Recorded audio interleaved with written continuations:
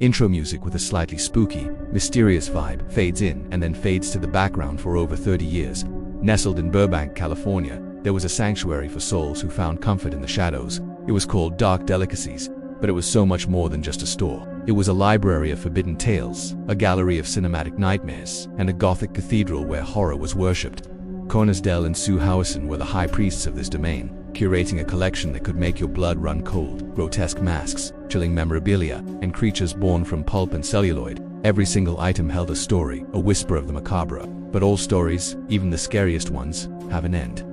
In early 2025, the news broke Delicacies was closing its physical doors for good on April 5th. The reason was profoundly human. After decades dedicated to the peculiar and the petrifying, Del and Sue were tired. They longed for new dreams, ones that existed outside the world of horror they had so lovingly built. It was time to rest. The horror community prepared to say goodbye to an icon, but as the final night approached, it seemed the store itself wasn't quite ready to let go. On that last night, a strange energy filled the air. A peculiar wind snaked through the cramped aisles, a breeze that didn't belong indoors. The lights began to flicker, and when they did, the shadows on the walls stretched, contorting into shapes that defied logic.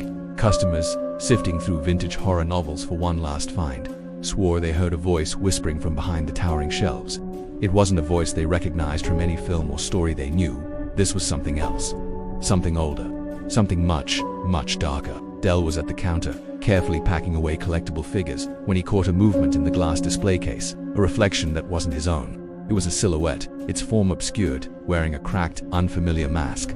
Its head was cocked at an angle so unnatural it made his stomach clench. He blinked, and just like that, it was gone. But the feeling it left behind was undeniable, a heavy, bone-chilling cold that settled deep in the room, a presence that watched.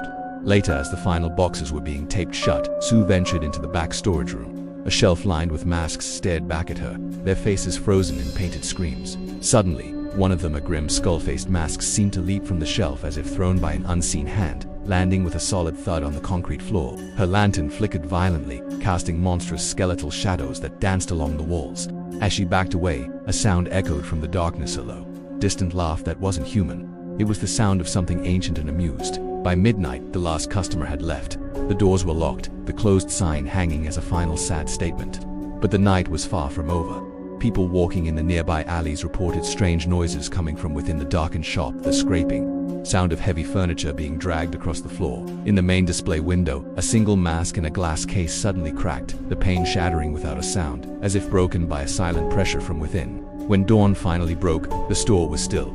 Everything was as Del and Sue had left it, but things felt different.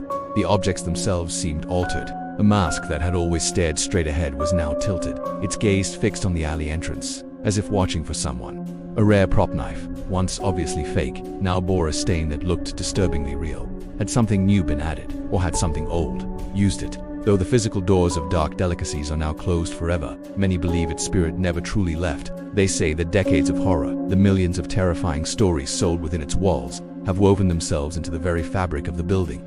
It's said that if you were brave enough to walk past its shuttered windows late at night, you might just glimpse a shadow in the glass, a figure with its head cocked, watching you from the darkness. The closing of Delicacies wasn't just the end of a store. It was the final, terrifying chapter of something that had come alive. Thank you so much for joining me on this chilling tale. What do you think happened on that final night? Let me know in the comments below. And if you enjoy exploring the strange and unexplained, make sure to hit that like button and subscribe for more stories from the shadows. Stay safe out there. Stay safe out there. Subscribe to our channel, Attract Horror Stories, and don't forget to hit that bell icon.